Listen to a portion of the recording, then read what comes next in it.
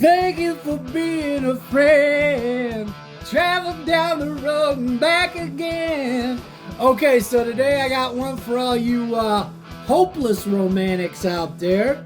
I know you guys out there all love a good chick flick, a good romantic story. Now, we all know about Gene Simmons' reputation back in the day, his lust for women, his lofty claims of the numbers he racked up in terms of the women he was with.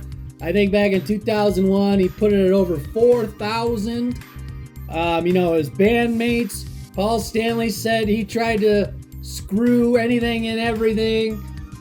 Ace Frehley called him a sex addict. And Gene is very outspoken and braggadocious about his appetites for women over the years. Before he got married to Shannon Tweed, they've been together now over a decade. And presumably, he's left all that kind of running around in the rear view mirror, living the Fidelis, is that a word? The life of fidelity, now happily ever after with his lovely wife. But back in the day, Gene Simmons would have told you himself that he really didn't have standards, and I think the guys in Kiss have said the same thing. He basically, like Paul Stanley said, tried to screw anything and everything, but apparently there was a time where Gene would even surprise himself, because back in that 2001 memoir Gene Simmons wrote, Kiss and Make Up, here's what he said about one particular encounter. He says, I got a reputation for being indiscriminate, and I suppose it was earned. I didn't have very specific tastes in women. If they were female and in my presence, I was interested. He says, during that tour, though, this was a tour early on after the release of their second album, Hotter Than Hell, he says, during that tour, though, I surprised even myself.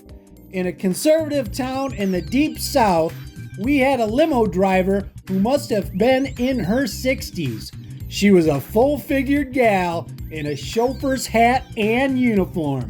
I kept calling her Grandma, and she kept calling me Sonny. I must have been 25, 26 maybe.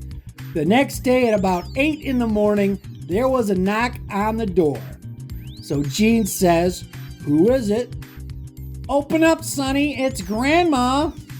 What time is it? Gene says, 8 a.m.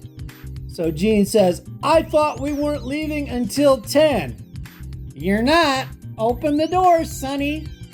So she came in and we were all over the floor, the bed, everywhere else in the room.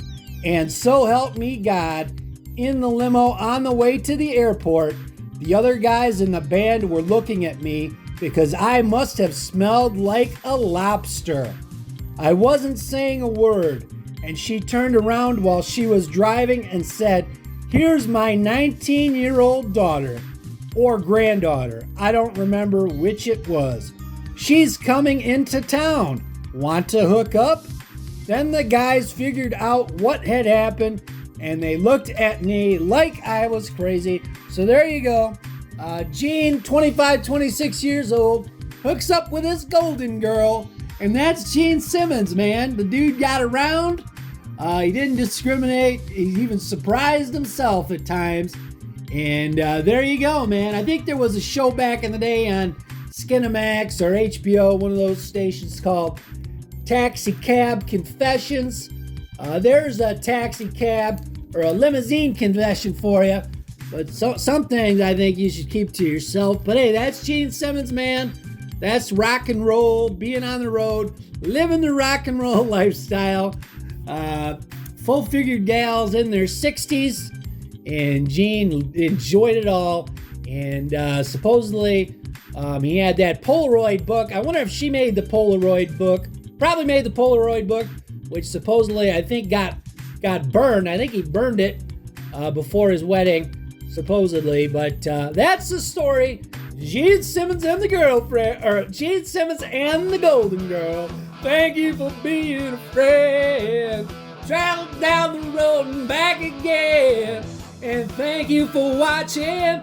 I hope you dug it. And we'll see you next time. Here.